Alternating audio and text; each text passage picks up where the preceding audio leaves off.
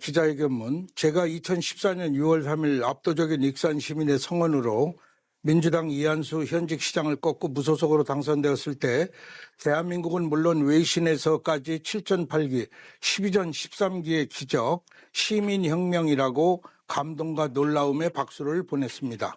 그러나 제가 7월 1일 취임 후 보고받은 익산시의 재정 상황은 충격과 경악 그 자체였습니다. 부채는 3천억, BTL 등 장기 분할 부채는 별도였습니다. 원리금으로 하루 1억 이상 지출이 되어야 되는 긴박한 상황. 더 놀라운 것은 익산시청 1,500명 공직자들의 3월 성과급여를 체불한 지 4개월이 지났고, 익산 KTX 선상 역사 중앙동 지하차도 중앙동과 서부지역 송악동 관통은 3년째 예산이 없어가지고 38선처럼 막혀 있었습니다. 익산시 금고는 텅 비어 있었고 시장이 사용할 수 있는 가용재원 역시 바닥이었습니다. 저는 취임 즉시 비상재정 상황을 선포했고 모든 불효불급한 지출을 엄격히 제한했고 저 스스로 급여의 10%를 반납했습니다. 당시 이재명 성남시장에게 전화해서 익산시 부채 상황을 협력을 요청했고 이재명 시장, 현 대통령은 흔쾌하게 익산시 간부들을 성남시청으로 초청해서 부채 상환 노하우를 전수해 주기도 했습니다. 참고로 이재명 시장과 저는 시장 구청장 모임인 다산선생의 목민관 클럽 동지였습니다. 저는 전임 시장의 중고차를 수리해서 관용차로 물려받았고 시장관사는 즉시 매각해서 3억 원을 익산시청 신청사 건축의 1호 기금으로 적립한 바 있습니다. 그 인고의 고통의 시기, 저에게 낙선한 전 이모 시장 캠프에서는 저를 선거법으로 고소했습니다. 새로운 창조와 개혁을 반대하는 토호 세력들은 저의 퇴진을 요구했고 익산 갑구 민주당 이춘석 국회의원은 그 유명한 소위 양승태 대법원 사법농단 재판 거래의 당사자로서 제 선거법 재판에 저를 아웃시키려고 개입한 사실은 2017년, 2018년 대한민국 전 언론뿐만 아니라 외신에까지 보도가 되었습니다. 제가 재임하는 1년 4개월간, 그리고 한 가지 그리고 양승태 전 대법원장은 구속이 되었고, 양승태 대법원장은 유죄를 받았고, 항소심에서는 검찰에서 7년 징역을 구형받았습니다. 그런데 그 국회의원은 아직 조사조차 받지 않고 있습니다. 제가 재임하는 1년 4개월간 이유를 모르는 압수수색이 3번이나 들어왔고 시청 노조와 시의회 일부 언론은 눈만 뜨면 저의 퇴진을 요구했습니다. 그러나 저는 의연하게 그들을 대했고 흔들리지 않았습니다. 6만 5천여 표, 익산 시민이 저에게 몰아준 압도적인 시민의 표를 저는 시민의 시장으로서 결단을 내렸습니다. 저는 시장직을 내려놓는 그 순간까지 이 토호 세력들에게 굴복하지 않고 끝까지 익산을 지켜냈습니다. 그중 대표적인 것이 오늘 이 기자회견을 하는 50년 된 익산시 청사를 신축하는 익산시 청사 건립기금 설치 및 운영 조례를 입법 예고하고 익산시장으로서 제7대 익산시장으로서 지방자치법 제142조에 의거 조례를 선포했습니다. 익산시는 첨부한 익산시 정보공개 최신 자료에 의하면 제가 만든 조례에 의거해서 익산시 청사 건립기금 적립 현황 자료에 의하면 2015년 시장관사 매각대금 3억에 이어 2026년까지 12년간 무려 630억 원을 적립하는 대역사를 저의 결단이 마련한 것입니다. 이 금액으로 이 신청사는 지어진 것입니다. 정원율 시장의 지방채 530억 포함해서 1197억 원이 이 신청사를 짓는데 소요된 것은 여러분이 잘 아시리라 믿습니다. 2015년 당시 의회와 일부 언론은 저의 시청 신축 조례를 극렬히 반대했습니다. 그러나 저는 익산시장으로서, 시민의 시장으로서 끝까지 이를 관철시켜서 오늘날 이런 익산 신청사를 건립하게 된 것은 우리 익산 시민 30만 시민의 명령을 제가 끝까지 아무리 어려워도 지켜냈기 때문이라고 생각하고, 이것을 저는 감히 결단의 리더십으로 익산시 신청사는 건립된 것임을 저는 분명히 밝혀드립니다. 대단히 감사드립니다. 그리고 여기 참고하신 유첨한 익산시 청사 건립기금 설치 및 운영 조례, 여러분 보시면 아시겠지만 2014년 10월 30일 제가 조례를 선포하고 만들었습니다. 여기 보면 목적과 기금의 설치 전부 있지만 기금의 조성은 여기에 제3조에 명시되어 있습니다. 어떤 경우라도 일반 회계 및 특별회계의 전입금을 여기에 쏟아부어라. 두 번째, 기금의 운영으로 발생하는 수익금을 여기에 넣어라. 세 번째, 그 밖에 수익금, 기금의 용도는 신청사 건립 부지 매입비, 신청사 건립 설계 용역비, 건축비, 이걸 다 넣고, 그 다음에 더 중요한 건 이게 있습니다. 더 중요한 거는 제가 훗날을 대비해서 반드시 이것을 넣은 것은 시장은 제13조에 12조에 시장은, 익산시장은 기금의 수익과 지출을 명확하게 하기 위해서 기금 계좌를 따로 설치해서 관리 운영한다. 기금은 시금고의 효율적인 방법으로 예탁 관리한다. 저는 이걸 못을 박았습니다. 제13조에 익산시장은 회계 연도마다 기금 운용 계획을 수립해야 되고 출납 폐쇄 후 80일 이내에 기금의 결산 보고서를 작성해야 한다고 제가 명시되어 있습니다. 저는 요것까지 정보공개 청구를 할 수 있습니다만 이번엔 안 했습니다. 그러나 유감스럽게도 정보공개 회신 자료에 의하면은 여러분 잘 아시겠지만 2015년에 3억이라고 써 있습니다. 2015년 3억은 제가 3천억의 이자를 갚는데 전전긍긍할 때입니다. 이때 3억이 입금이 돼 있습니다.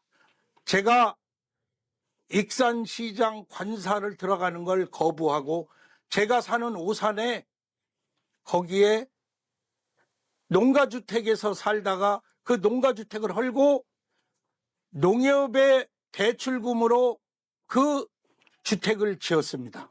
그리고 저는 이 익산시장 관사를 3억에 매각해서 그 매각대금 전액을 익산시청 신청사에 입금을 시켰던 것입니다. 이것이 바로 2015년에 역사적으로 일반 회계 전입금에 나온 겁니다.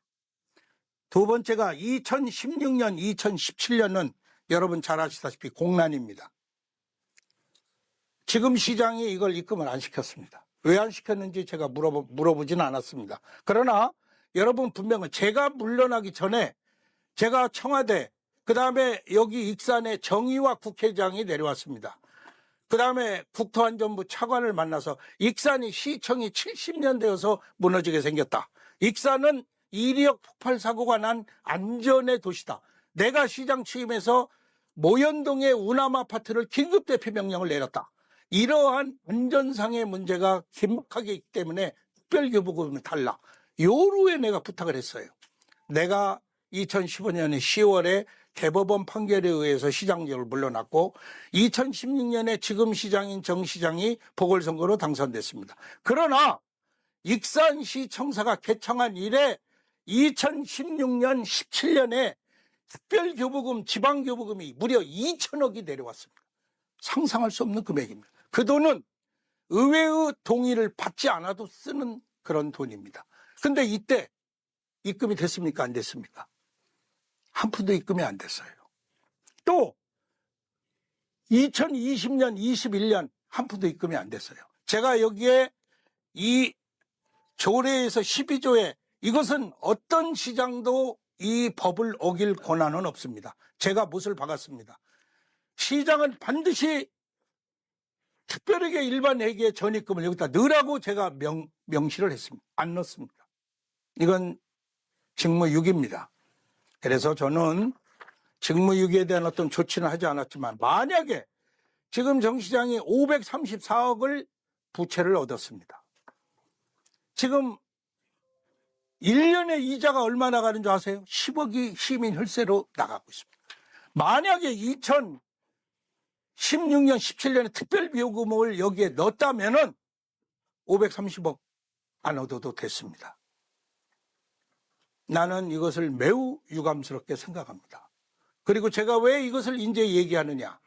익산시청은 오랫동안 여기 언론인들 계시지만은 엄청난 시련과 고통 속에서도 이걸 지키려는 시장과 공무원들이 있었습니다. 그분들의 노력과 땀이 오늘날의 익산시를 지켜낸 것입니다. 그래서 저는 오늘 이것을 꼭 짚고 넘어가야 되겠다 생각해서 저의 결단의 리더십이 없었으면 익산시 신청사는 존재하지 않았습니다. 제가 7월 1일 날 취임하고 보니까 신청사에 대한 계획조차도 없었습니다. 조례도 없었습니다. 제가 이것을 직접 만들었습니다. 청사 건립기금 운영 계획을 제가 직접 만들었습니다. 이것은 2015년에 제가 작성해서 보고받은 내용입니다. 운영 총칙의 기금 설치 개요를 설치 근거까지 다 마련했습니다. 여기 어떻게 됐습니까? 지방자치법 제142조, 지방자치단체 기금관리 기본법, 익산시 청사관리 기금 설치 및 운영 조례, 여기에 설치 연도는 2015년이라고 명시되어 있습니다. 그래서 기금 운영의 기본 방향에 2015년도 분명히 제가 말씀드렸습니다. 2015년 제가 물러나면서 2016년에는 무조건 10억 원을 입금할 것을 특별 지시했습니다. 2016년에 10억 입금 안 했습니다. 2016년 2천억의 교부금이 왔어도 입금 안 했습니다. 2017년도 안 했습니다. 그 돈은 어디로 갔을까요?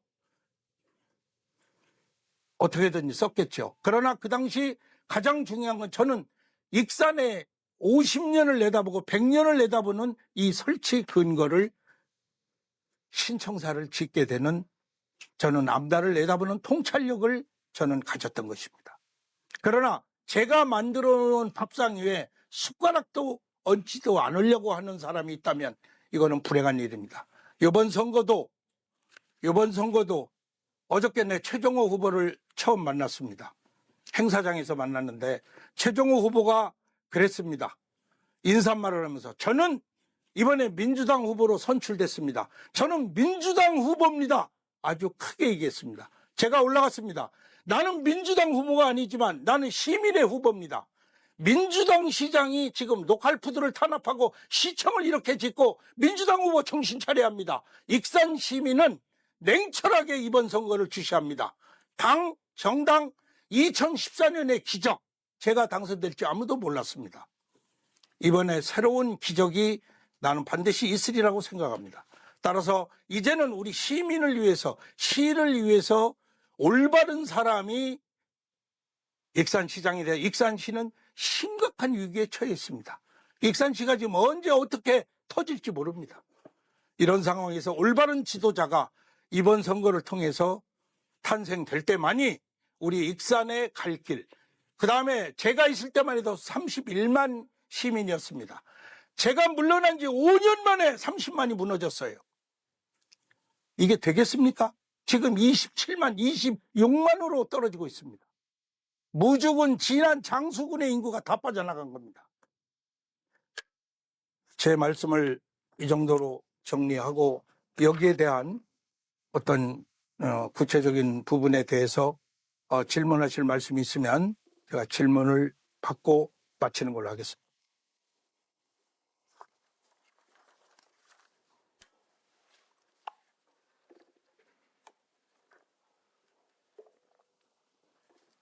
아까 이승희 그 외남 아파트도 거론을 했어요.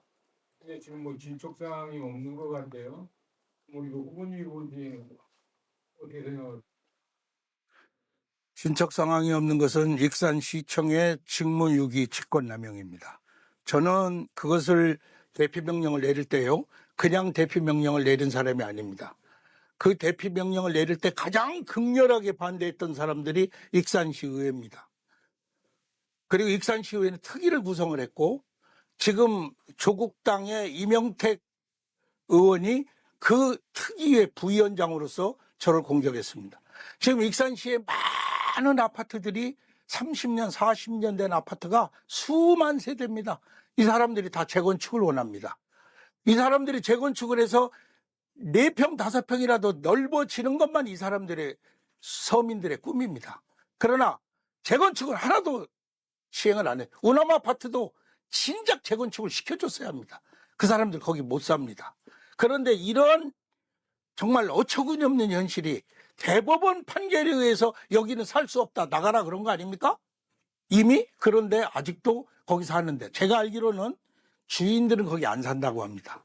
지금 세입자들이 거기 몇 명 사는데 가격이 싸니까. 그런데 제가 볼 때 익산시청은 그 세입자들을 거기 못 살게 해야 합니다. 왜? 언제 어느 때 무슨 사고가 날지 모르지 않습니까? 그래서 거기를 한번 혹시 가보실 기회가 있으면 가보시면 정말 공포스럽고 무서워서 살기가 어렵습니다.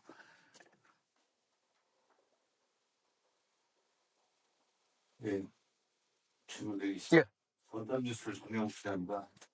곽경철 의원께서는 시장 재임 당시 재정위기 극복과 시청사 건립을 결단의 리더십의 성과라고 강조드렸습니다. 하지만 한편으로는 정치적 압박과 사법 리스크로 인해 임기를 채우지 못하고 물러나셨는데 시민 입장에서는 성과와 책임이 동시에 존재한다고 볼 수가 있습니다. 만약 다시 시장에 당선된다면 익산시의 이러한 문제점들을 어떻게 바꾸실 것인지 구체적인 계획이 있다면 말씀해 주시고. 예, 그 말씀 드리기 전에 인간지사 참 세옹지마라는 걸 느낍니다. 저는 저하고 상대했던 민주당 현직 시장 후보가 정말 낙선을 했는데 그런 일은 사상 초유의 일이는데 그 후보 캠프가 진 사람이 저를 선거법으로 고소했거든요. 이거 참 무소속 후보를. 근데 그 선거법 고소 이유가 익산시 부송동에 쓰레기 소각장을 짓는다는 건데 거기 10만 명이 모여 삽니다. 바로 원광고등학교 학생들이 300m 반경 안에 있습니다. 그래서 제가 거기다가 짓지 말고 사람이 없는 곳에 지어야 되지 않냐. 전주는 삼천동에 민가가 하나도 없는 데에 소각장을 지었다. 그래서 제가 그 말을 가지고 MBC, KBS, JTV 시장 후보 토론회에서 이한수 후보와 경론을 벌이다가 제가 몇 마디 말한 걸 가지고 선거법을 허위사실로 저를 고소했어요. 그래서 제가 시민대책위원회 대표였습니다. 소각장 반대 투쟁위원회. 그래서 이걸 물러나면서 그분들이 지금 잘 됐느냐?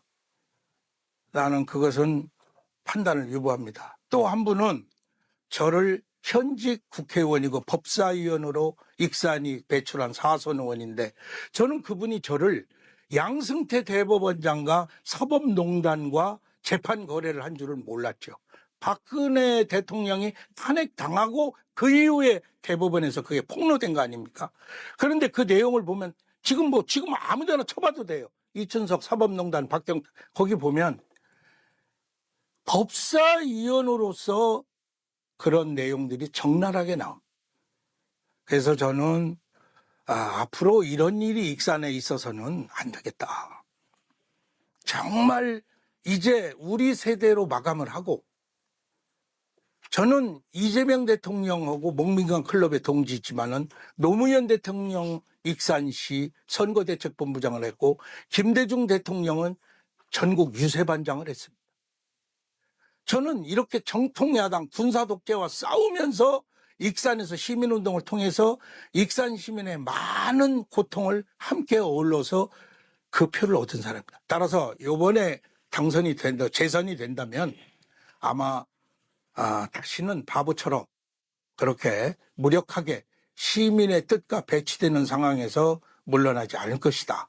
이런 결심을 하고 있고 또 한편으로는 제 자신이 좀 수양이 덜 된 부분에 있어서는 더 겸손하게 낮은 자세로 임하면서 이번에 임하겠다. 다만 이번 선거가 현직 시장이 출마 않는 익산시 역사상 최초의 선거 상황입니다. 지금 정치적인 변화가 전라북도가 공천이 잘못됐다는 많은 우려들이 나오고 있습니다. 민주당의 오만함 저는 시민들이 용납하지 않을 거라고 생각합니다. 저는 개인적으로 이재명 대통령과 같이 맥을 함께 하고 있습니다. 저는 이번 대통령 선거 때도 중앙선대본부 조직지원단장을 했습니다. 저는 이번에 당선되면 저는 민주당에 입당 안 할 이유도 없고 즉시 입당해서 대통령과 함께 과거 익산시장으로서 성남시장에게 전화해서 익산시의 재정 상황을 도와달라고 하던 그런 과거 시절로 돌아가서 국정을 시정을 논의하는 그런 관계로 발전될 수 있기를 이번에 재선되면 저는 희망하고 있습니다. 답변이 좀 됐는지 예. 시장님이 만약에 되시면은 익산시 신청사 2015년에 제정된 그 청사 권리금 조례를 기반으로 해서 추진한 만큼 자기 시장들은 해당 기금을 투명성과 지속성을 어떻게 보장할 것인가 하나 여쭤보고 싶고요. 막대한 재정 부담 속에서 추진된 신청사 권리금과 관련하여 향후 지방채 관리 및 재정 건전성 확보는 어떤 방안이 있는가 한번 여쭤보죠.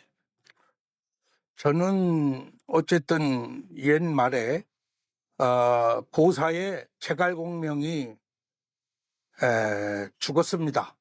그러나 죽은 제갈공명이 산 중달을 쫓는다라는 그런 속담이 있듯이 저는 시장직을 억울하게 피눈물 흘리면서 물러났지만 그냥 물러난 게 아니었습니다. 제가 익산을 위해 기한하고 기획하고 추진했던 일들이 그대로 숨쉬고 있었습니다. 이 신청사 조례도 제가 안 만들었으면 누가 만들겠습니까? 이거 제가 안 했으면 못했습니다. 돈이 없었습니다. 시장 쓸 돈이 수백만 원도 없었습니다. 이게 공무원들 월급을 못 주는 건 전 처음 목격했습니다. 이거 제가 다 만들어서 추석 때 급여를 다시 줬습니다. 공무원들이 저한테 감동의 편지를 보낸 게 지금도 갖고 있습니다. 포기했다 이거죠. 근데 그 급여를 제가 줬습니다. 왜? 불효불급한 걸 다 잘랐습니다. 미안하지만 여기 계신 언론인들도 제가 많이 잘랐습니다. 그로 인해 가지고 제가 많이 언론하고도 갈등이 있었습니다. 그러나 방만하게 운영을 하던 거고 제가 좀 했습니다. 그래서 앞으로는 언론하고의 관계도 너무 그렇게 방만하게 하진 않겠지만 그렇게 빡빡하게 원칙대로 저의 주장만을 하진 않겠습니다.